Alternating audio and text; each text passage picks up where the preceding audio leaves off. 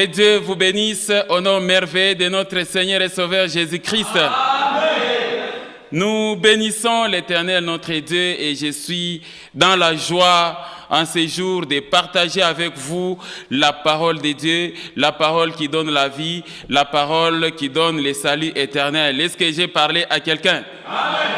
Bien-aimés dans le Seigneur, nous allons voir aujourd'hui un enseignement qui a pour thème les missions primordiales laissées par Jésus-Christ aux disciples pour la continuité de son œuvre. Les missions primordiales laissées par Jésus-Christ aux disciples pour la continuité de son œuvre, c'est le thème que nous allons développer avec vous. Amen, amen. Mais bien aimés dans le Seigneur, laisse-moi vous préciser que dans les derniers instants, avec ses disciples sur la montagne des Oliviers, notre Seigneur et Sauveur Jésus-Christ a donné des instructions fermes, des instructions précises aux 11 disciples sur la continuité de sa mission, sur la continuité de son ministère et de son œuvre. Et Jésus-Christ leur avait déjà prévenu que c'est à la montagne des Oliviers qu'on va se croiser et là je vais monter au ciel. Et Jésus avait donné des instructions et il s'agit des bonnes directives qui constituent même les missions principales d'un serviteur de Dieu qui est censé être à la tête d'une église. Amen, amen. Ou encore à la tête d'un ministère, que ce soit le ministère des combats, église pentecôtiste et ainsi de suite. Jésus-Christ a donné des missions principales ou ce que nous qualifions de job description. Est-ce que j'ai parlé à quelqu'un? Amen. Lisons Matthieu chapitre 28, les versets 16 à 20. Vous allez comprendre quelque chose. Regardez, les 11 disciples allèrent en Galilée, sur la montagne que Jésus leur avait désignée. Et la montagne dont il est question ici, c'est la montagne des Oliviers. Pourquoi ils sont au nombre de 11? Tout simplement parce que Judas s'était retiré et Judas s'était pendu. Amen. Verset 17. Quand ils les virent, ils se prosternèrent devant lui, mais quelques-uns eurent des doutes. Là, c'est l'incrédulité. Vous avez vécu avec Jésus. Il vous a déjà montré toutes les preuves qu'il a ressuscité, mais quand vous le voyez venir, regardez encore, quelques-uns eurent des doutes. Verset 18. Jésus s'étant approché, leur parlant ainsi, « Tout pouvoir m'a été donné dans les ciels et sur la terre. » Verset 19. Là, c'est maintenant les instructions claires. « Allez, faites de toutes les nations des disciples, les baptisant au nom du Père, du Fils et du Saint-Esprit. » Verset 20. Le verset 20 dit ceci. « Et enseignez-leur à observer tout ce que je vous ai prescrit.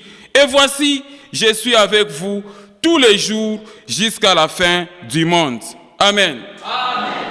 Voilà donc, mes frères et sœurs, les soucis. Voilà les soucis majeurs de notre Seigneur et Sauveur Jésus-Christ qui constituent même les missions primordiales données aux serviteurs de Dieu. Quelqu'un comprend ça?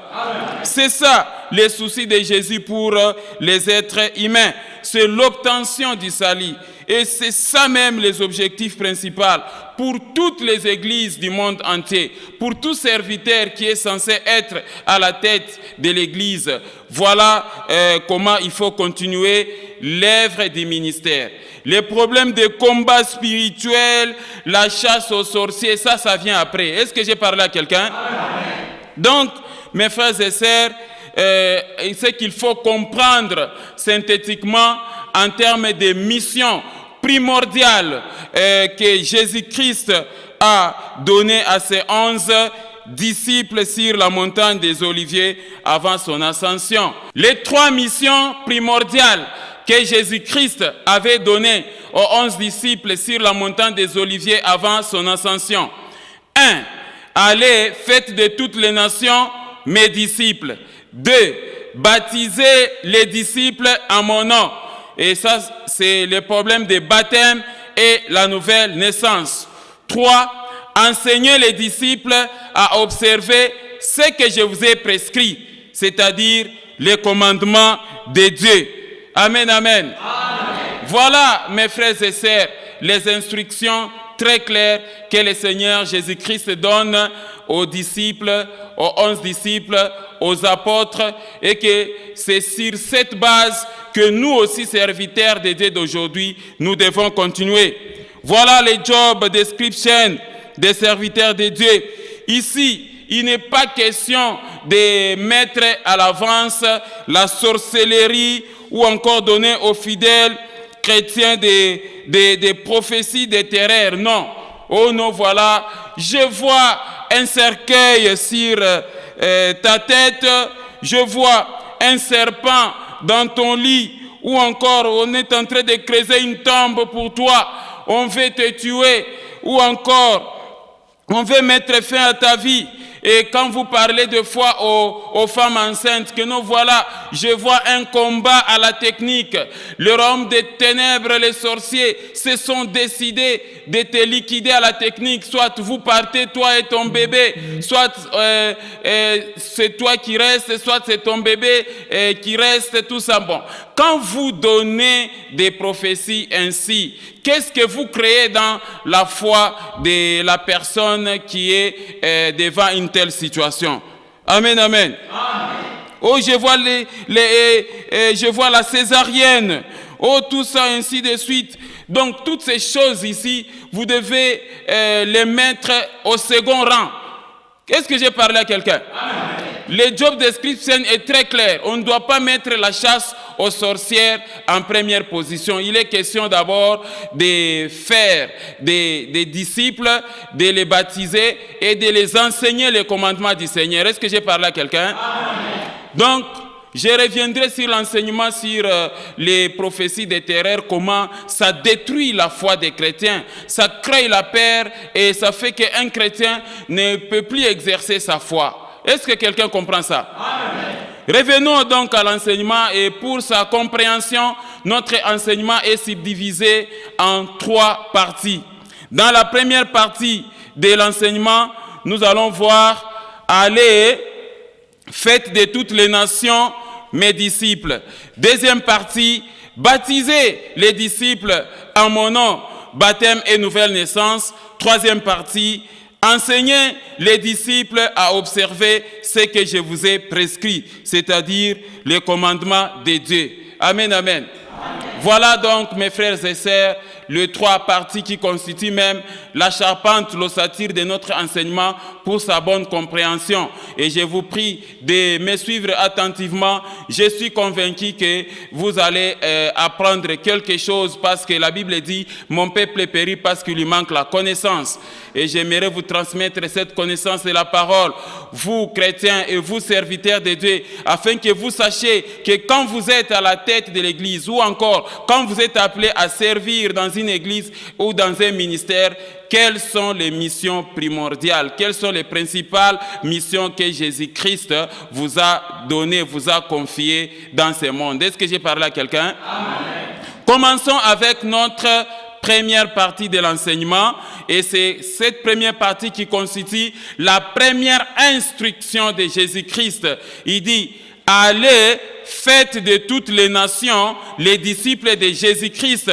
C'est notre première partie. Et Matthieu chapitre 28, le verset 19 est très clair. « Allez, faites de toutes les nations les disciples, les baptisant au nom du Père, du Fils et du Saint-Esprit ». Amen, amen. Amen. Voilà donc la première partie et voilà donc la première instruction que Jésus-Christ donne aux 11 disciples avant son ascension, c'est-à-dire avant son enlèvement au ciel.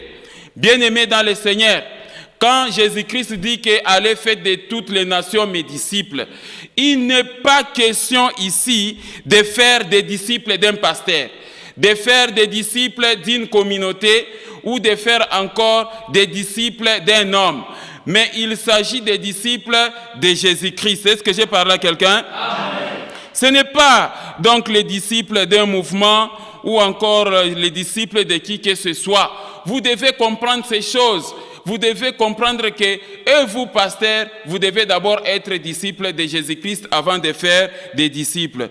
C'est pourquoi c'est lui-même qui se prétend être serviteur de Dieu doit d'abord être lui-même disciple de Jésus-Christ. Est-ce que j'ai parlé à quelqu'un? Tu ne sauras jamais faire les disciples si toi-même tu n'es pas disciple de Jésus-Christ. Raison pour laquelle je voulais interpeller aux serviteurs de Dieu comme moi. Et tu n'es pas donc celui-là qui doit créer des fanatiques autour de toi, même si tu es en train de commettre des bêtises, ces fanatiques-là sont là pour seulement te oindre d'huile. Quelqu'un comprend ça? Et je voulais aussi t'exhorter, toi les serviteurs de Dieu qui m'entend, que tu n'es pas disciple de ton Père spirituel. Amen, amen. Ce que nous disons en Swahili, Baba Wakiro. Tu n'es pas disciple de celui-là. Tu n'es pas disciple de ton Père spirituel, mais tu es disciple de Jésus-Christ. Amen, amen. Donc, ton Père spirituel, il t'encadre, il t'a donné, je ne sais pas moi, des enseignements pour que tu sois ce que tu es.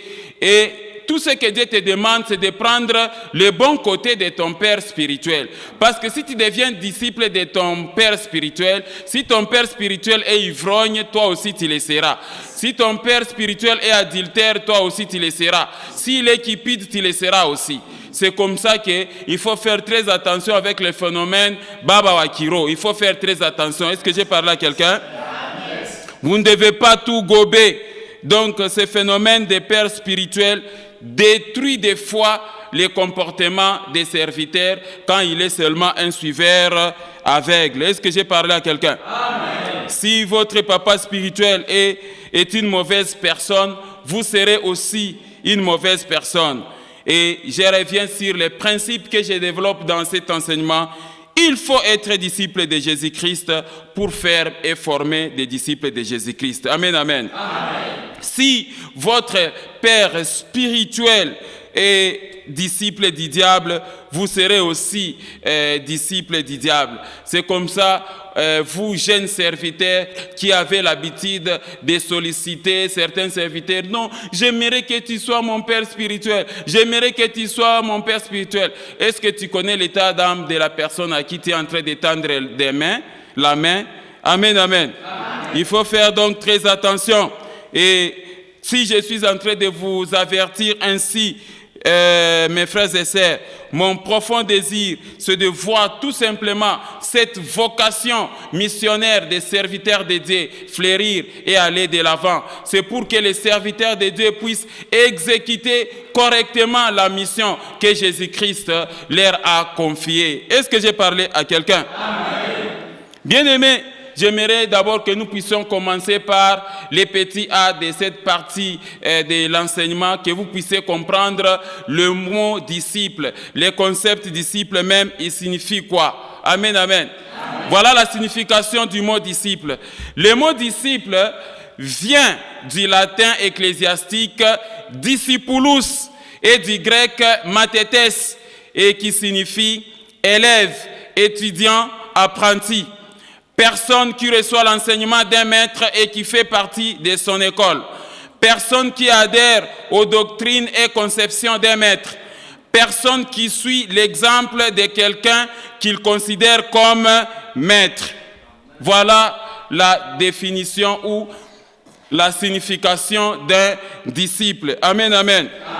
C'est ça donc la définition. Un disciple, il croit à son maître. Et si nous entrons dans les domaines de la parole de Dieu, notre maître, c'est Jésus-Christ. Amen. Donc, si nous sommes des disciples de Jésus-Christ, ça veut dire nous croyons en notre Seigneur et Sauveur Jésus-Christ, nous adhérons aux enseignements de Jésus-Christ et nous voulons à tout prix être semblables à Jésus-Christ. Quelqu'un comprend ça? Donc nous adhérons à l'enseignement de manière à vivre comme Jésus-Christ. C'est-à-dire, nous sommes de ceux-là qui ont accepté Jésus-Christ comme notre Seigneur et Sauveur personnel et nous nous sommes décidés de les suivre. Quelqu'un comprend ça? Gloire à l'Éternel, notre Dieu tout-puissant. Et nous sommes appelés donc à demeurer et à pratiquer sa parole. À Antioche, si on a appelé les disciples chrétiens, c'est parce qu'on voyait la vie de Christ en eux. Voilà pourquoi, en tant que serviteur de Dieu, en tant que chrétien, vous devez refléter la vie de Christ en vous, dans votre façon de vous comporter. Et c'est à ce moment-là qu'on vous reconnaîtra que vous êtes disciples de Jésus-Christ. Est-ce que j'ai parlé à quelqu'un? Vous êtes appelés à demeurer dans la parole. Lisons Jean chapitre 8, les versets 30 à 31. Vous allez comprendre quelque chose. Regardez. Comme Jésus parlait ainsi, plusieurs crurent en lui. Et le verset 31, Jésus-Christ donne déjà la première condition. Et il dit aux Juifs qui avaient cru en lui, si vous demeurez dans ma parole, vous êtes vraiment mes disciples. Amen, amen. Et il va continuer même que vous connaîtrez la vérité et la vérité vous affranchira. Donc ici, il est question de demeurer. Si vous demeurez dans mes paroles, vous serez réellement mes disciples. Donc vous ne devez pas être ce chrétien-là qui a accepté d'élèver le Seigneur Jésus-Christ, mais par rapport à la vie pratique, vous vivez comme les païens. Est-ce que j'ai parlé à quelqu'un? Et nos églises sont remplies de chrétiens d'apparence. Ils viennent dans l'église, mais dans l'entretemps, ils ne sont pas des disciples de Jésus-Christ. C'est ce qui n'est pas bon. Quelqu'un comprend ça? Amen. Donc, être chrétien veut dire refléter la gloire de Jésus-Christ, refléter sa conduite. Jésus-Christ nous a donné les modèles à suivre. Et devenir disciple de Jésus-Christ, c'est vraiment notre devoir, notre objectif. Est-ce que j'ai parlé à quelqu'un? Un disciple de Jésus-Christ ne peut pas être différent de son maître qui est Jésus-Christ. Son maître, c'est son exemple de vie. Et il suit son maître. Nous suivons ses traces. Quelqu'un comprend ça? Amen.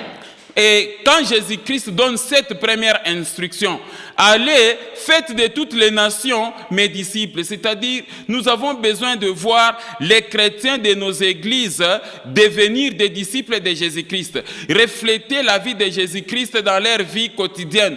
Pas seulement les dimanches quand on se réunit. Même après culte, quand vous rentrez dans vos maisons, quand vous êtes au boulot, partout là où vous êtes la gloire et l'image de Jésus-Christ. Amen, amen. Amen. Un disciple écoute son maître et il reçoit l'enseignement. C'est ça un disciple. Il suit fidèlement les instructions de son maître qui est Jésus-Christ. C'est ça un disciple. Et il aime Jésus, pas des lèvres, mais aussi des conduites. Il imite Jésus. Paul dit, soyez mes imitateurs parce que moi-même je le suis de Christ. Amen. Amen. Voilà pourquoi Paul pouvait former les disciples. Est-ce que j'ai parlé à quelqu'un? Et non pas tuer ces serviteurs-là, ivrognes, adultères, en train de commettre des bêtises, un serviteur en train d'injurer les gens. Comment tu vas former les disciples dans l'église? Quelqu'un comprend ça? Amen. Les chrétiens aussi, vous qui fréquentez les églises, vous devez être ceux-là qui reflètent la vie de Jésus. On a toujours chanté en Swahili, Nifanane nawe Yesu, ao nyumbani ao popo te kila siku ya maisha yangu, nifanane nawe. Devenez donc disciples de Jésus-Christ en ressemblant à Jésus-Christ, en suivant les instructions de Jésus-Christ. Amen. Est-ce que j'ai parlé à quelqu'un? Lisons un peu les livres Lisons un peu quelques passages ici, vous allez comprendre quelque chose. Dans les livres de Jean 14, 15 et Luc 6, 46, vous allez comprendre quelque chose. Amen. Regardez Jean chapitre 14, le verset 15, la Bible dit ceci. Si vous m'aimez, gardez mes commandements. Ça, c'est Jésus-Christ qui dit ça. Si vous m'aimez, gardez mes commandements. Luc, chapitre 6, verset 46, dit ceci. Pourquoi m'appelez-vous Seigneur, Seigneur, et ne faites-vous pas ce que je vous dis? Amen, amen. Voilà donc, mes frères et sœurs, ce qu'il faut comprendre de ces passages. C'est que si réellement dans votre vie, vous avez accepté Jésus-Christ comme Seigneur et Sauveur et que vous voulez le suivre, alors, si vous aimez Jésus, pratiquez les commandements de Dieu. Amen. Si réellement Jésus-Christ est votre Seigneur, vous devez donc suivre les traces de Jésus-Christ, c'est-à-dire, vous devez abandonner la vie des péchés, la vie de l'ivrognerie, la vie de l'impudicité, la vie des ambiances nocturnes et journalières, la vie des mensonges, de l'orgueil, la vie des injures. Vous devez tout abandonner parce que vous êtes devenus disciples de Jésus-Christ. Est-ce que j'ai parlé à quelqu'un? Vous ne devez pas être ces chrétiens-là, très zélés en train de fréquenter l'église, mais la vie de tous les jours, c'est une vie de l'ivrognerie, c'est une vie païenne, c'est une vie des ambiances, c'est une vie de l'impudicité. À ce moment-là, votre âme, mon frère, ma sœur, est dans les tourments. Est-ce que j'ai parlé à quelqu'un? Donc tous les disciples sont des frères, mais tous les frères ne sont pas des disciples de Jésus-Christ. Voilà pourquoi Jésus insiste, allez faire de toutes les nations mes disciples. C'est la première mission d'un serviteur de Dieu. Quelqu'un comprend ça? Passons à notre petit point B du premier point, un disciple de Jésus-Christ. Un disciple de Jésus-Christ. Qui est un disciple de Jésus-Christ? Amen, amen. Jésus-Christ, notre Seigneur et Sauveur, nous a donné la responsabilité de former les disciples dans nos églises. Donc, voilà pourquoi nous exhortons à tout le monde, à tous ceux-là qui fréquentent les églises, même si vous avez un bâtiment de 2000, 4000 personnes, vous allez les dimanches à l'église. Soyez motivés par devenir disciples de Jésus-Christ pour obtenir le salut éternel. Amen.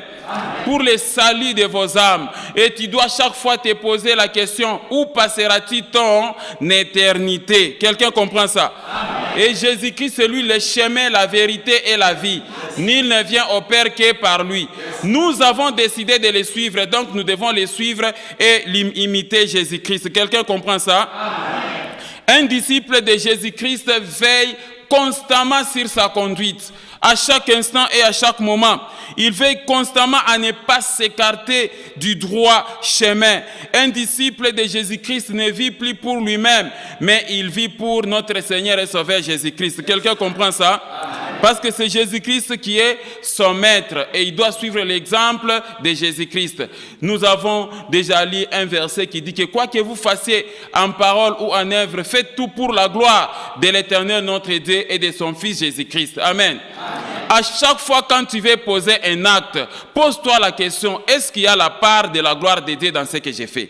Quand tu te décides d'aller dans l'ivrognerie, est-ce qu'il y a la part de la gloire de Dieu? Quand tu te décides de commettre l'adultère, est-ce qu'il y a la part de la gloire de Dieu? S'il n'y a pas de la gloire de Dieu, abandonnez ces comportements, mon frère, ma sœur. Sinon, tu seras ces chrétiens-là qui se plaignent toujours, oh, les sorciers de la famille, oh, ceci, tout ça, ainsi de suite. Mais regarde d'abord toi-même par rapport à ta conduite. Es-tu un disciple de Jésus-Christ, oui ou non? Amen, amen. Et vous, serviteurs de Dieu à la tête de l'église, posez-vous des questions. Est-ce que dans vos églises, il y a réellement les disciples? Quelqu'un comprend ça? Amen. Être un disciple de Jésus, c'est pratiquer ses commandements, marcher à l'exemple de Jésus-Christ. Et c'est ça la mission. Allez faire de toutes les nations, mes disciples. Quelqu'un comprend ça? Amen. Lisons un peu quelques passages qui montrent comment nous devons marcher à l'exemple de Christ. Regardez 1 Pierre chapitre 2, le verset 21, la Bible dit ceci. C'est à cela que vous avez été appelés parce que Christ aussi a souffert pour vous, vous laissant un exemple afin que vous suiviez ses traces, c'est-à-dire pour que vous puissiez être un disciple. Regardez 1 Jean chapitre 2, le verset 6, la Bible dit ceci. C'est lui qui dit qu'il demeure en lui, c'est-à-dire demeurer en Jésus-Christ, doit marcher aussi comme il, c'est-à-dire Jésus-Christ, a marché lui-même. Amen. Matthieu chapitre 11, verset 28 à 29, la Bible dit ceci. Venez à moi, vous tous qui êtes fatigués et chargés, et je vous donnerai du repos. Prenez mon joug sur vous et recevez mes instructions, car je suis doux et humble de cœur, et vous trouverez du repos pour vos âmes. Amen. Ici, Jésus nous demande de recevoir ses instructions à lui. Regardez 2 Corinthiens chapitre 5, 14 à 15. Car l'amour de Christ nous presse parce que nous estimons que si un seul est mort pour tous, tous donc sont morts, et qu'il est mort pour tous, afin que ceux qui vivent ne vivent plus pour eux-mêmes, mais pour celui qui est mort et ressuscité pour eux. Amen, amen. Amen. Donc, vous devez comprendre, mes frères et sœurs, que nous ne nous appartenons plus à nous-mêmes. Ce n'est pas à nous de prendre maintenant nos propres décisions.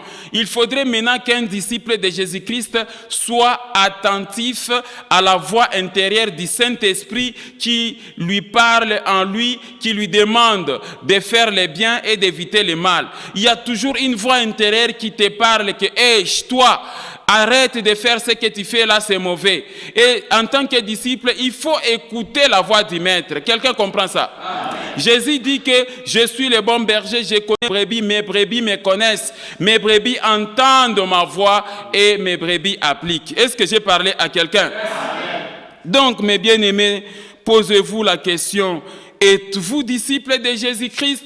Ou vous êtes tout simplement ces chrétiens-là qui vont à l'église par formalité, parce qu'il faut y aller, parce que l'évangéliste vous a imposé d'y aller, ou parce que vos parents vous ont imposé d'y aller. Êtes-vous disciple de Jésus-Christ? Est-ce que vous aspirez à être disciple de Jésus-Christ? Amen, amen.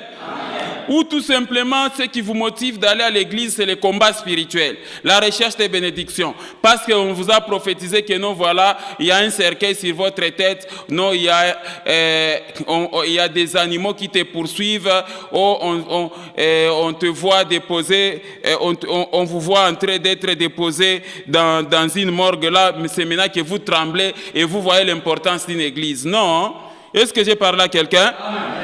Donc, vous devez comprendre, mes frères et sœurs, que Jésus-Christ a besoin des disciples. Il ne faudrait pas que la motivation d'aller à l'église de prier soit seulement les combats spirituels. C'est devenu une maladie aujourd'hui. Quand vous voyez les gens se réunir, c'est toujours jeter les faits, je jette les faits, je jette les faits. Mais où sont les commandements dans ta vie, toi qui jettes les faits à tout moment? Est-ce que tu appliques le commandement de Dieu? Est-ce que j'ai parlé à quelqu'un? Il ne faudrait pas être motivé seulement par la recherche des bénédictions. Alors, mes très chers serviteurs de Dieu, pasteurs, apôtres, prophètes, évangélistes, docteurs, vous qui œuvrez à l'œuvre du Seigneur, je vous rappelle la première instruction, la première mission que Jésus-Christ vous donne par rapport à son Église, c'est aller, faites de toutes les nations qui? Les disciples. Est-ce que j'ai parlé à quelqu'un? C'est ça, vous devez vous concentrer sur le message d'abord de la mise en pratique des commandements.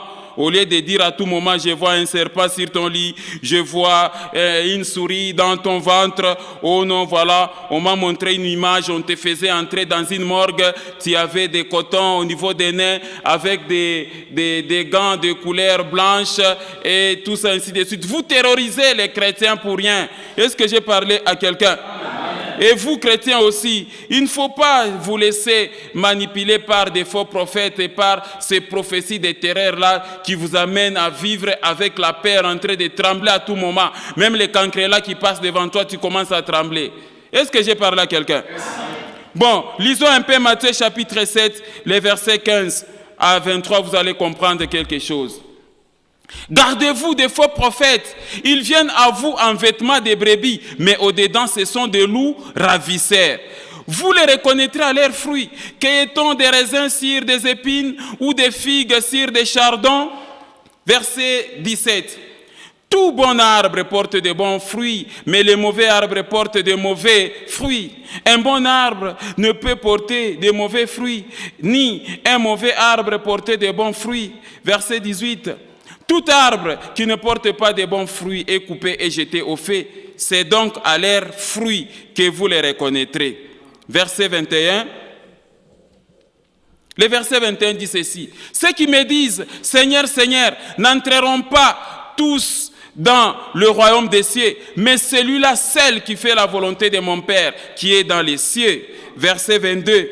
Le verset 22 dit ceci.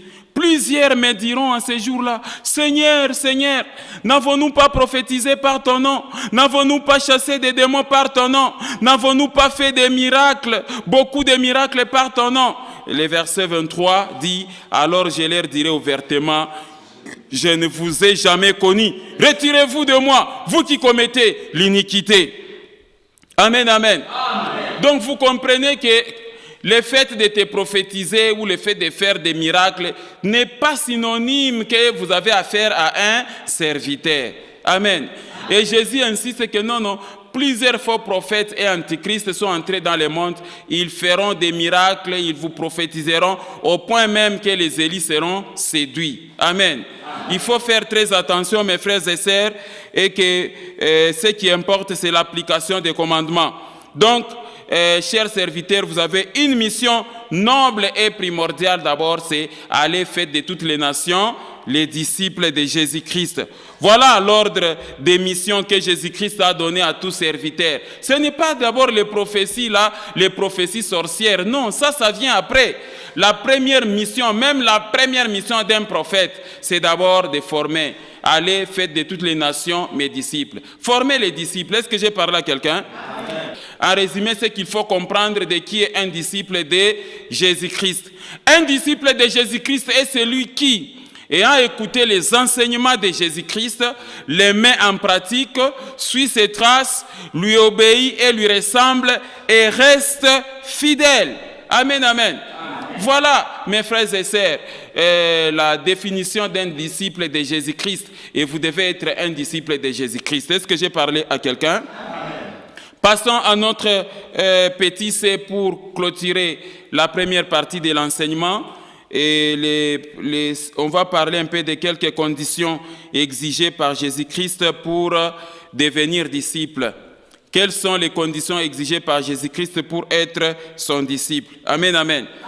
Bien-aimés dans le Seigneur, que ce soit dans les domaines séculiers, dans les domaines du monde, tout comme dans les domaines de la parole de Dieu, il y a toujours, chaque maître a toujours imposé certaines exigences pour devenir son élève, pour devenir son disciple. Et Jésus-Christ aussi nous a donné les conditions pour devenir son disciple. Et c'est ce qu'il faut enseigner. Lisons d'abord Luc chapitre 14, versets 25 à 35 rapidement, vous allez comprendre. Des grandes foules faisaient route avec Jésus. Il se retourna et leur dit, « Si quelqu'un vient à moi, et s'il ne hait pas son père, sa mère, sa femme, ses enfants, ses frères et ses sœurs, et même à sa propre vie, il ne peut être mon disciple. » Il ne s'agit pas ici de la haine négative, mais ici, Jésus-Christ est en train d'expliquer que vous ne devez pas aimer vos parents, vos femmes, vos enfants plus que lui. Amen, amen. C'est-à-dire, vous ne devez pas mettre en première position votre femme, vos enfants, et il dit quelque part que celui qui aime sa femme, ses parents, plus que moi, n'est pas digne de moi. Donc ici, ce n'est pas la haine dans le sens négatif, plutôt, mais c'est dans le sens de mettre Jésus en première position, aimer Dieu en première position. Vous ne devez pas aimer vos parents plus que les autres. Quelqu'un comprend ça? Et poursuivons la lecture, le verset 27. « Et quiconque ne porte pas sa croix et ne me suit pas, ne peut être mon disciple. Car lequel de vous, s'il veut bâtir une tour, ne s'assit d'abord pour calculer la dépense et voir s'il a de quoi la terminer. » Verset 29. « De peur qu'après avoir posé les fondements, il ne puisse l'achever et que tous ceux qui les verront ne se mettent à les relier. » Verset 30 en disant, « Cet homme a commencé à bâtir et il n'a pu achever. » Verset 31, « Ou quel roi, s'il va faire la guerre à un autre roi, ne s'assit d'abord pour examiner s'il peut, avec 10 000 hommes, marcher à la rencontre de celui qui vient l'attaquer avec 20 000.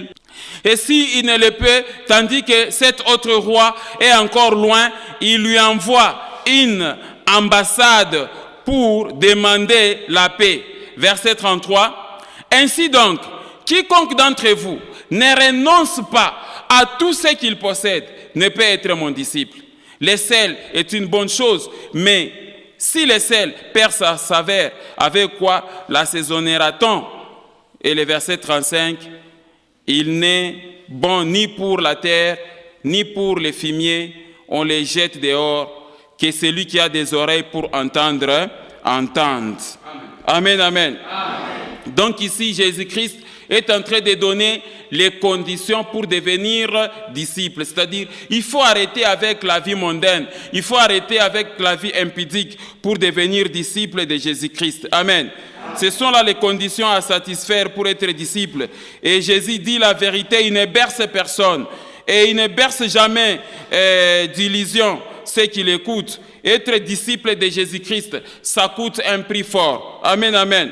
Ça coûte un prix fort, c'est-à-dire vous devez abandonner, si vous étiez porté sa croix, si vous étiez un fumeur de chanvre, arrêtez de fumer des chanvres pour être disciple de Jésus. Si vous étiez adultère, vous étiez dans les impudicités, arrêtez cette vie sale-là pour devenir disciple de Jésus. Si vous étiez un ivrogne, vous arrêtez l'ivrognerie pour devenir disciple de Jésus. Que chacun s'éprouve.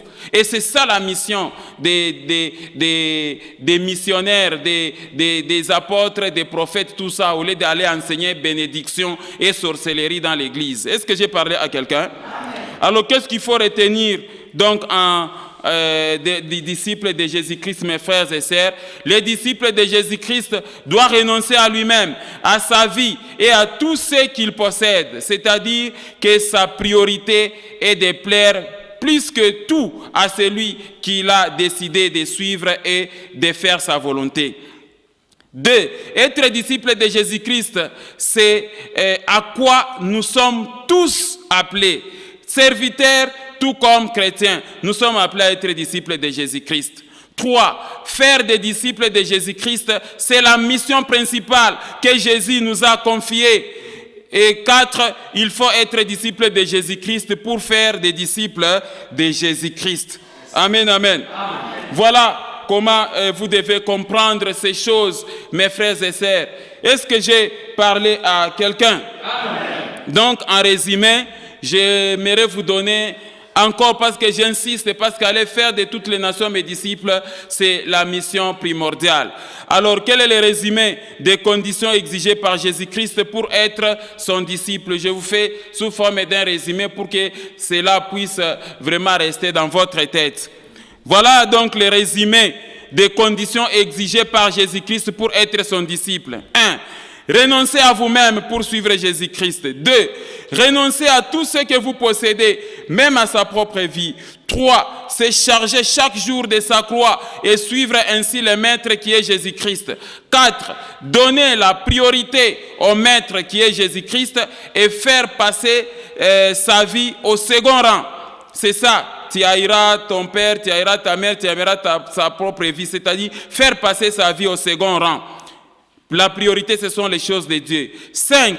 Recevoir les instructions et les enseignements du Maître qui est notre Seigneur et Sauveur Jésus-Christ et puis le mettre en pratique. Amen, amen. Amen. Voilà les conditions, voilà ce qui doit constituer 90% des enseignements dans l'Église. Est-ce que j'ai parlé à quelqu'un? Bien-aimés dans le Seigneur, vous devez comprendre que c'est ça la vie chrétienne, c'est la vie comme d'un soldat. C'est-à-dire, Jésus vous appelle à abandonner la vie du monde, la vie des péchés. Parce que ceux-là qui sont en Jésus-Christ ont crucifié leur chair et leur passion. Amen, amen. Amen. Lisons un peu Matthieu chapitre 10, versets 34 à 39. Vous allez comprendre quelque chose. Ne croyez pas que je sois venu apporter la paix sur la terre. Je ne suis pas venu apporter la paix, mais l'épée. Car je suis venu mettre la division entre l'homme et son père, entre la fille et sa belle-mère, entre la belle-fille et sa belle-mère. Ce sont les paroles de Jésus-Christ. Verset suivant. Et l'homme aura pour ennemi les gens de sa maison. Celui qui aime son père ou sa mère plus que moi n'est pas digne de moi. Et celui qui aime son fils ou sa fille plus que moi n'est pas digne de moi. Le verset 38. Celui qui ne prend pas sa croix et ne me suit pas n'est pas digne de moi. Celui qui conservera sa vie la perdra, et celui qui perdra sa vie à cause de moi la retrouvera. Amen, amen. Amen. Voilà, ce sont des instructions vraiment trop dures et trop fortes, et vous devez comprendre ces choses. Est-ce que j'ai parlé à quelqu'un? Et les petits dés, avant de passer à notre deuxième partie, quelques indicateurs qui prouvent que vous êtes disciples de Jésus-Christ. Amen, amen. Ici, il y a plusieurs indicateurs qui prouvent que vous êtes disciples de Jésus-Christ, mais j'aimerais vous donner juste 4. La liste n'est pas exhaustive. La première, le premier indicateur, c'est d'abord aimer Dieu et son Fils Jésus-Christ. Amen, amen. Ça, c'est la première condition ou le premier indicateur qui prouve que vous êtes disciple de Jésus-Christ. C'est-à-dire, vous devez être cet être humain-là qui aime son Créateur, qui aime son Fils, notre Seigneur et Sauveur Jésus-Christ. Quand vous aimez Dieu, c'est-à-dire vous aimez aussi celui qui l'a engendré, c'est-à-dire Jésus-Christ. Amen. Vous ne devez pas dire que non, j'aime Dieu, mais Jésus-Christ, je ne l'aime pas. Non, là, ça ne va pas. Il y a certaines religions qui disent que non, non, voilà, nous, Jésus, non, seulement Dieu. Non, celui qui doit aimer Dieu doit aussi aimer son Fils. Ainsi dit la parole. Amen. C'est le tout premier indicateur qui prouve que les disciples de Jésus-Christ aiment Dieu. C'est l'amour pour Dieu. Et l'amour pour Dieu consiste à pratiquer les commandements. Quand vous pratiquez les commandements dans votre vie de chaque jour, là vous aimez Dieu. Est-ce que j'ai parlé à quelqu'un? Lisons un peu rapidement quelques passages. Vous allez voir. Jean 14, verset 15. Jésus dit, si vous m'aimez, gardez mes commandements. En 1 Jean, chapitre 5, le verset 3 dit, car l'amour de Dieu, c'est-à-dire l'amour pour Dieu, consiste à garder ses commandements. Et ces commandements ne sont pas pénibles.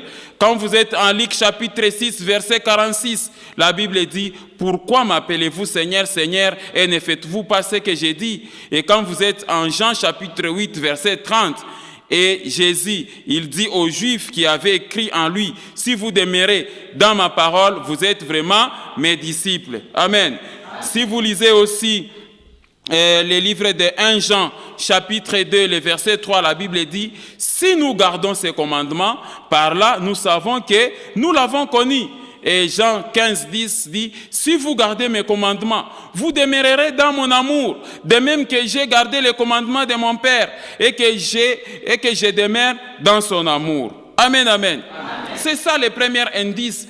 Pourquoi tu t'appelles chrétien alors que tu n'appliques pas les commandements? Quand tu es devant ta boisson, là, tu t'enivres. Quand tu es devant ta cigarette, tout ça, et tes chanvres, tu te drogues. Et devant des jeunes filles, tout ça, on t'appelle coureur de jupons. Dans les milliers de prostituées, on t'appelle bon payeur. Bon, tout ça, quand ça englobe ta vie. Le dimanche, tu viens à l'église faire quoi? Tu perds ton temps. Est-ce que j'ai parlé à quelqu'un? Voilà pourquoi, serviteurs de Dieu, enseignez ces choses. On a besoin des disciples de Jésus-Christ dans les églises et non pas des foules inutiles. Au lieu d'avoir des foules inutiles, moi, mon église, il y a 2000 personnes, 3000 personnes, mais est-ce que ce sont des disciples de Jésus-Christ? Amen. Deuxième indice, deuxième indicateur qui prouve que vous êtes disciples de Jésus-Christ, c'est l'amour du prochain. Amen, amen. Un vrai disciple de Jésus-Christ doit aimer son prochain comme lui-même. C'est ça, un vrai disciple de Jésus-Christ. Lisons un peu quelques passages rapidement. Regardez Jean chapitre 13, versets 33 à 35. La Bible dit ceci. Mes petits enfants, je suis pour peu de temps encore avec vous. Vous me chercherez, et comme j'ai dit aux Juifs, vous ne pouvez venir où je vais, je vous l'ai dit aussi maintenant. Verset 34, je vous donne un commandement nouveau, aimez-vous les uns les autres, comme je vous ai aimé, vous aussi, aimez-vous les uns les autres. Regardez le verset 35. Le verset 35 dit ceci, à ceci, tous connaîtront que vous êtes mes disciples si vous avez de l'amour les uns envers les autres. Bien-aimés dans le Seigneur, est-ce que la Bible n'est pas claire? Comment expliquer que c'est toujours dans l'église, c'est là où la haine est en train de régner. Les choristes se donnent des coups. Les serviteurs eux-mêmes sont en train de saillir les uns les autres. Maintenant, en quoi nous sommes des disciples? Si le poison doit régner même dans les églises, on s'empoisonne, on se donne des coups, on parle à mal des autres, tout ça. En quoi nous sommes des disciples de Jésus-Christ? Amen. Jésus-Christ dit qu'on connaîtra que vous êtes mes disciples que si vous vous aimez les uns les autres. Lisons aussi 1 Jean chapitre 4 versets 20 à 21. La Bible dit ceci. Si quelqu'un dit « j'aime Dieu » et qu'il haïsse son frère, c'est un menteur, car celui qui n'aime pas son frère qu'il voit, comment peut-il aimer Dieu qu'il ne voit pas? Et nous avons de lui ce commandement, que celui qui aime Dieu aime aussi qui? Son frère. Amen, amen. Est-ce que la Bible n'est pas claire? Et ici, j'ai toujours insisté à vous qui me suivez là. J'espère que vous me suivez soit en couple, vous les mariés. Toi les maris, ta première prochaine là, c'est ton épouse qui est à côté. Et toi l'épouse, ton premier prochain c'est ton mari. Comment il y a de la haine dans les foyers des gens? La bagarre au foyer, tous les jours, on doit commencer à disputer que non, vous vivez comme Tom et Jerry dans la maison, mari et femme. Ce n'est pas correct. Est-ce que j'ai parlé à quelqu'un? Les disciples de Jésus-Christ doivent avoir un foyer stable. Il n'y a pas des injures, il n'y a pas de haine. Quelqu'un comprend ça? Parce que celui qui prétend aimer Dieu doit d'abord aimer son frère qu'il voit. Est-ce que j'ai parlé à quelqu'un? Lisons aussi Jean chapitre 15, les versets 12 à 15. Regardez, c'est ici mon commandement, a dit Jésus. Aimez-vous les uns les autres comme je vous ai aimé. Il n'y a pas de plus grand amour que de donner sa vie pour ses amis. Regardez le verset 13. Le verset 13 dit ceci. Le verset 14, vous êtes mes amis si vous faites ce que je vous commande. Ça, c'est le commandement. Le verset 15, je ne vous appelle plus serviteur parce que le serviteur ne sait pas ce que fait son maître. Mais je vous ai appelé ami parce que je vous ai fait connaître tout ce que j'ai appris de mon Père. Amen, amen. Qu'est-ce qu'il a appris de son Père? L'amour. Est-ce que j'ai parlé à quelqu'un? L'application des commandements et l'amour. Troisième indice, troisième indicateur qui prouve que vous êtes disciple de Jésus-Christ. Un disciple de Jésus-Christ marche avec les fruits de l'humilité. Amen, amen. Un disciple de Jésus-Christ n'est pas orgueilleux. Si vous voyez à la tête de votre église, vous voyez toujours quelqu'un, un méchant, un orgueilleux, tout ça. Si vous voyez dans votre église, il n'y a que des orgueilleux. C'est qu'il n'y a pas encore de disciples. Quelqu'un comprend ça? Lisons Jean chapitre 13. Les versets 12 à 17. Vous allez comprendre quelque chose. Après qu'il ait lavé les pieds et qu'il ait pris ses vêtements, il s'est mis à table et leur dit, comprenez-vous ce que je vous ai fait? Ça, c'est Jésus. Verset 13. Vous m'appelez maître et seigneur et vous dites bien, car je le suis. Regardez le verset 14. Si donc je vous ai lavé les pieds, moi les seigneurs et les maîtres, vous devez aussi vous laver les pieds les uns aux autres. Verset 15. Car le verset 15 dit ceci. Amen, amen. Le verset 15 dit ceci. Car je vous ai donné un exemple. Je vous ai donné un exemple afin que vous fassiez comme je vous ai fait. Verset 16. Et en vérité, je vous l'ai dit, le serviteur n'est pas plus grand que son Seigneur, ni l'apôtre plus grand que celui qui l'a envoyé. Si vous savez ces choses, vous êtes errés, pourvu que vous les pratiquiez. Amen, amen. Voilà ce que le Seigneur Jésus-Christ nous explique. Et enfin, le quatrième indicateur qui prouve que vous êtes disciple de Jésus-Christ, c'est qu'un disciple de Jésus-Christ pardonne facilement. Il n'est point rancunier, ni vengeur. Il contrôle sa bouche. Il n'injurie personne. Ainsi de suite, il y a beaucoup d'indicateurs. Est-ce que j'ai parlé à quelqu'un? Bien-aimés, vous devez être ces frères-là, cette sœur qui porte les fruits de l'esprit. Lisons 1 Pierre chapitre 2, versets 22 à 24. Lui, c'est-à-dire Jésus, qui n'a point commis de péché, et dans la bouche duquel il ne s'est point trouvé de fraude. Lui qui injuriait ne rendait point d'injure, maltraité ne faisait point de menaces, mais s'en remettait à celui qui juge justement. Verset 24. Lui qui a porté lui-même nos péchés à son corps, sur le bois, afin que, mort au péché, nous vivons pour la justice, lui par les meurtrissures duquel vous avez été guéris. Amen, amen. Amen. Voilà, j'ai pris tout mon temps pour vous expliquer la première mission des serviteurs, aller faire de toutes les nations mes disciples. J'espère que vous avez compris. Passons rapidement à notre deuxième partie de l'enseignement, qui n'est pas aussi longue.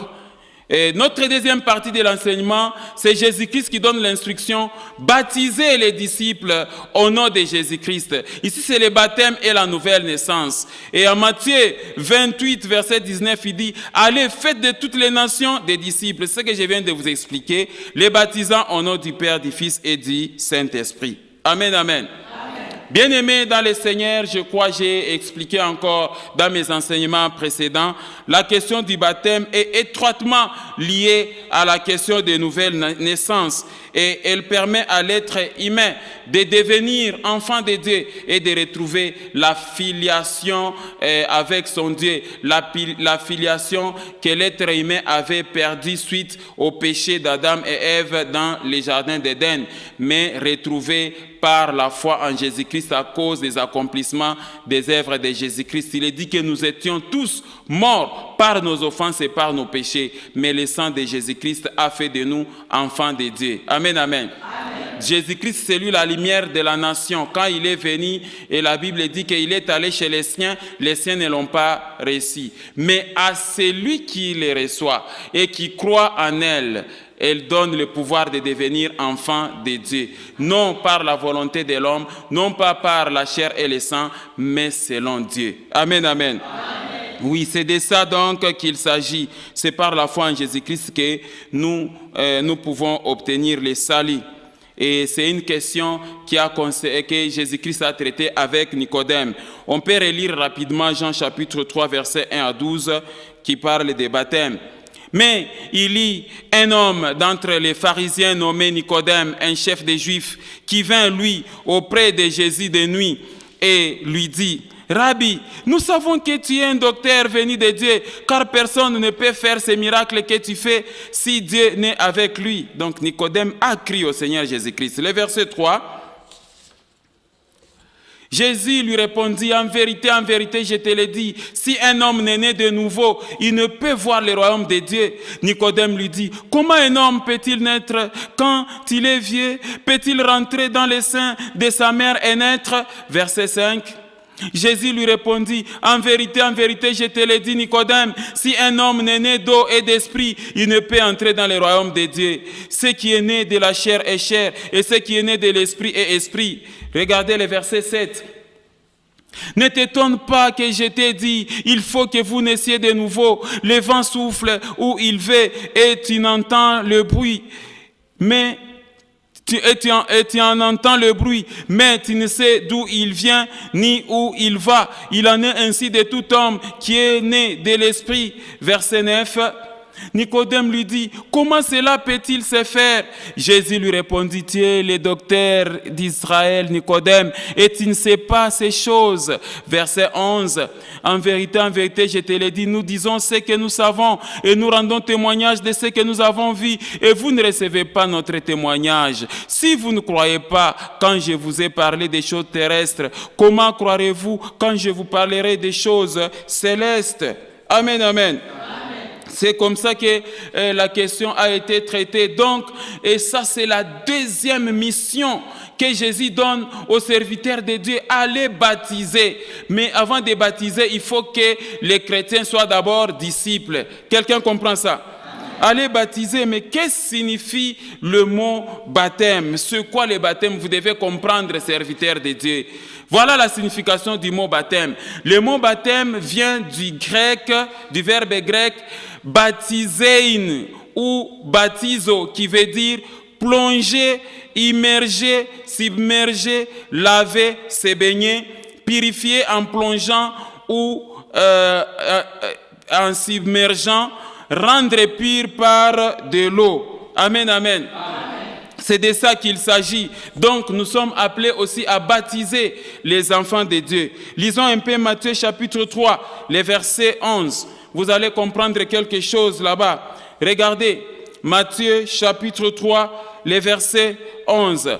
La Bible dit ceci: « Moi, je vous baptise d'eau pour vous amener à la repentance, mais celui qui vient après moi est plus puissant que moi, et je ne suis pas digne de porter ses souliers.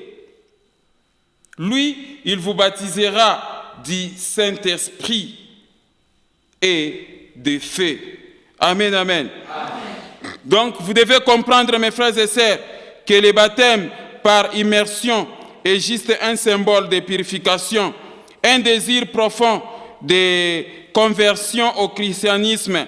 En soi, vous devez comprendre que ce n'est pas le baptême qui sauve. Est-ce que j'ai parlé à quelqu'un? Ce n'est pas le baptême qui sauve, mais c'est la foi en Jésus-Christ. C'est ainsi que lors de la Pentecôte, les premiers chrétiens comprendront l'essence du baptême d'une autre manière, d'une nouvelle manière. Vous devez comprendre ça. Amen. Regardez Actes chapitre 1, verset 5, ce sont les paroles de Jésus. « Car Jean a baptisé d'eau, mais vous, dans peu de jours, vous serez baptisés du Saint-Esprit. » Quelqu'un comprend ça? Donc ici, le baptême, baptiser une personne par l'eau, par immersion dans l'eau, c'est l'engagement d'une nouvelle vie en Christ. Quelqu'un comprend ça? Et lisons un peu Actes chapitre 19, versets 1 à 6. Pendant qu'Apollos était à Corinthe, Paul, après avoir parcouru les hautes provinces de l'Asie, arriva à Éphèse et a rencontré quelques disciples et leur dit: « Avez-vous reçu le Saint-Esprit quand vous avez crié ?» Ils lui répondirent: « Nous n'avons pas même entendu dire qu'il y ait un Saint-Esprit. » Verset 3.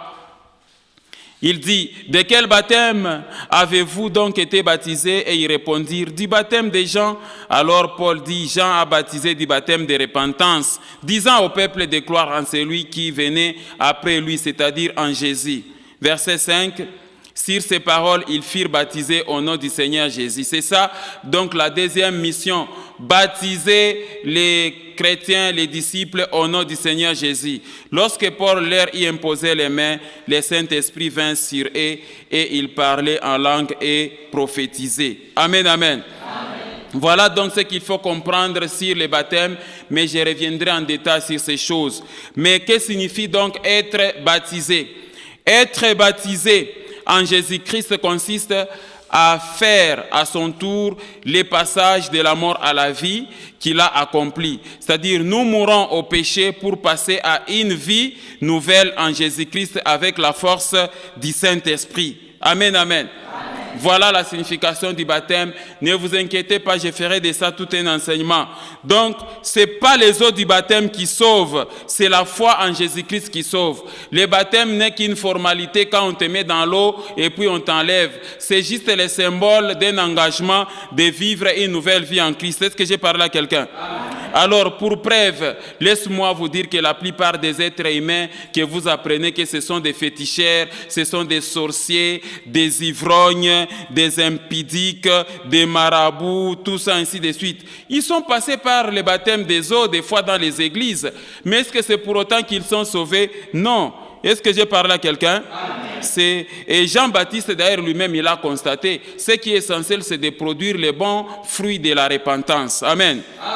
Lisons Luc chapitre 3, versets 7 à 8. Regardez, il disait donc, ça c'est Jean-Baptiste, il disait à ceux qui venaient en foule pour être baptisés par lui: « Race de vipères, qui vous a appris à fuir la colère à venir? Produisez donc des fruits dignes de la repentance et ne vous mettez pas à dire en vous-même: nous avons Abraham pour père, car je vous déclare que de ces pierres, Dieu peut susciter des enfants à Abraham. » Amen, amen. Amen. Vous venez de comprendre, mes frères et sœurs, par rapport à ces passages que le fait qu'on te jette dans l'eau et puis on t'a baptisé, ça ne signifie pas qu'être sauvé c'est un acquis, non. C'est juste un engagement. Maintenant, vous devez produire des bons fruits de votre repentance. Est-ce que j'ai parlé à quelqu'un? Lisons aussi Matthieu chapitre 3, versets 4 à 8, vous allez comprendre quelque chose. Jean avait un vêtement de poils de chameau et une ceinture de cuir autour des reins. Il se nourrissait des sauterelles et des miels sauvages. Les habitants de Jérusalem, de toute la Judée et de tous les pays des environs du Jourdain se rendaient auprès de lui. Regardez le verset 6. Et confessant leurs péchés, ils se faisaient baptiser par lui dans les fleuves du Jourdain. Verset 7. Mais voyant venir à son baptême beaucoup de pharisiens et de sadducéens, il leur dit, « Race de vipères, qui vous a appris à fuir la colère à venir? Produisez donc du fruit digne de la repentance. » Voilà ce qui est essentiel, mes frères et sœurs. Quand on parle du domaine des baptêmes, il faut expliquer aux chrétiens que non, on te met dans l'eau, on t'enlève là. Cela ne signifie pas que le salut éternel, l'éternité est acquis. Non. Maintenant, là, vous avez un défi de mener une vie nouvelle en Christ. Produisez de bons fruits de repentance. Amen. Amen. Et d'ailleurs, Jésus donne encore cette instruction à Marc, chapitre 16, verset 15 à 16. Vous allez comprendre. Regardez. Puis, il leur dit, c'est sur la montagne des Oliviers, allez par tout le monde et prêchez la bonne nouvelle à toute la création. Celui qui croira et qui sera baptisé sera sauvé, mais celui qui ne croira pas sera condamné. Amen, amen. Amen. Voilà la deuxième mission assignée aux apôtres par Jésus-Christ. Le baptême, c'est l'engagement de mener une vie nouvelle en Jésus-Christ. C'est ce que j'ai parlé à quelqu'un. Et je vous avais donné la fois passée, je vous rappelle, les conditions pour naître né nouveau et recevoir le Saint-Esprit. Voilà les rappels des conditions dédiées à l'être humain pour naître de nouveau et recevoir le Saint-Esprit. 1. La foi en Jésus-Christ. Croire au Seigneur Jésus-Christ, c'est-à-dire accepter Jésus-Christ comme Seigneur et Sauveur personnel de votre vie. C'est la foi en Jésus-Christ. 2. La repentance, c'est-à-dire se repentir véritablement et sincèrement pour obtenir la rémission et le pardon des péchés. 3. Le baptême, c'est-à-dire naître d'eau et d'esprit. Amen, amen. Amen. Voilà, mes frères et sœurs, ce qu'il faut comprendre donc du baptême. Et pour clôturer, avant de clôturer, lisons un peu Actes chapitre 2, versets 36 à 41.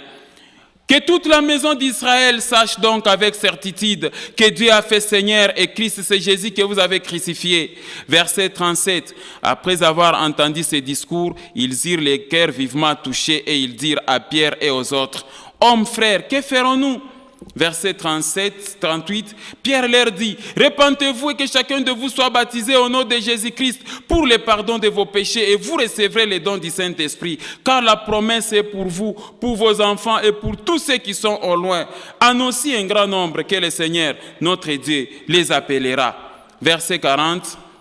Et par plusieurs autres paroles, il les conjurait, les exhortait, disant, « Sauvez-vous de cette génération perverse et corrompue. » Ceux qui acceptèrent sa parole furent baptisés et en ce jour-là, le nombre des disciples augmentant d'environ 3000 âmes. Amen. Amen. Donc, les versets prouvent qu'il faut d'abord enseigner Jésus-Christ.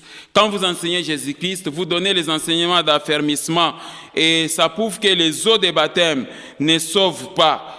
Et ça ne purifie pas, c'est le sang de Jésus-Christ. Ce n'est que le symbole d'un engagement, d'une vie nouvelle. Amen.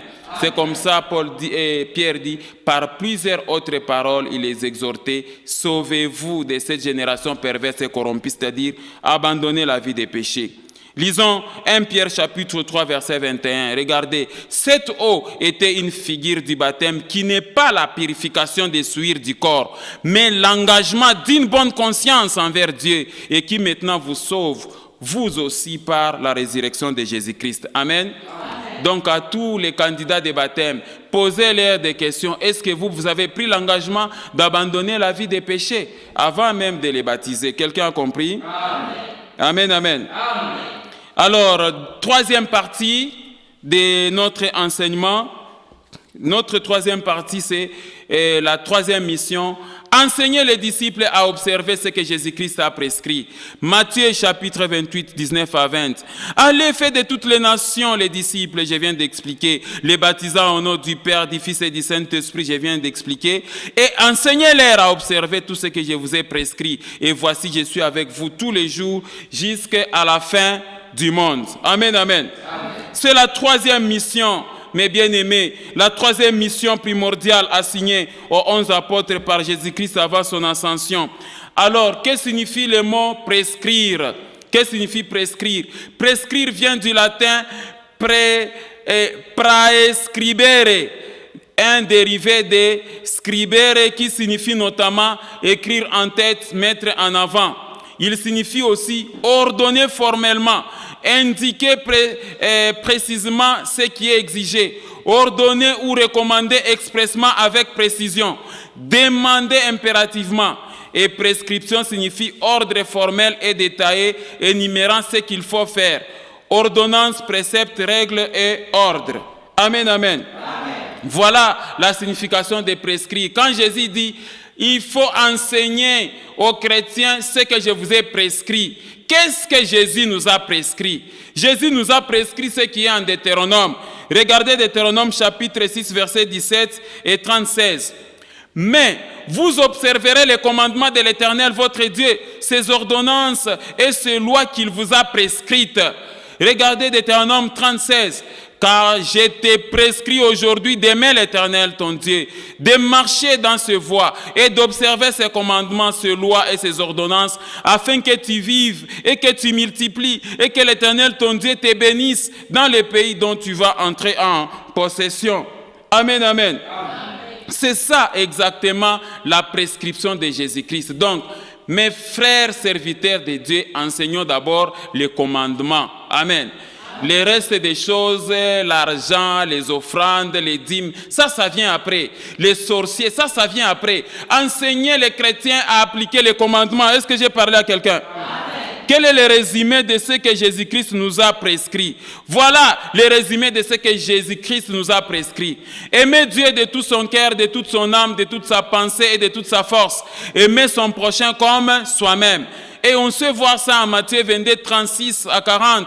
Maître, quel est le plus grand commandement de la loi? Jésus lui répondit, tu aimeras le Seigneur ton Dieu de tout ton cœur, de toute ton âme et de toute ta force et de toute ta pensée. C'est le premier, le plus grand commandement. Et voici le second qui lui est semblable. Tu aimeras ton prochain comme toi-même. De ces deux commandements dépendent toute la loi et les prophètes. Amen, amen. Voilà, mes frères et sœurs. Donc, en conclusion, voilà ce qu'il faut retenir, toi, serviteur de Dieu, et toi, chrétien qui m'a entendu. Les trois missions primordiales que Jésus-Christ avait données aux 11 disciples sur la montagne des Oliviers avant son ascension. 1. Allez faire de toutes les nations mes disciples. 2. Baptiser les disciples au nom de Jésus-Christ. C'est le baptême et la nouvelle naissance. 3. Enseignez les disciples à observer ce que je vous ai prescrit, c'est-à-dire le commandement du Seigneur. Amen, amen. Amen. Mes bien-aimés dans le Seigneur, voilà ce que je voulais partager avec vous aujourd'hui. Quelles sont les recommandations du Seigneur pour terminer? Nous sommes en Jean chapitre 8, les versets 30 et 31 dit, comme Jésus parlait ainsi, plusieurs crient en lui. Puisque toi aussi tu as crié au Seigneur Jésus-Christ. Et il dit aux Juifs qui avaient crié en lui, si vous demeurez dans ma parole, vous êtes vraiment qui? Mes disciples. Amen, amen. Amen. Voilà, mes frères et sœurs, l'enseignement à toi d'entendre et de mettre à profit. Sois disciple de Jésus-Christ, sois baptisé et tu auras la vie éternelle et applique les commandements. Sois un disciple de Jésus, sois baptisé et applique les commandements de Dieu. Tu verras la main de Dieu et tu entreras dans la vie éternelle. Que Dieu vous bénisse au nom de Jésus.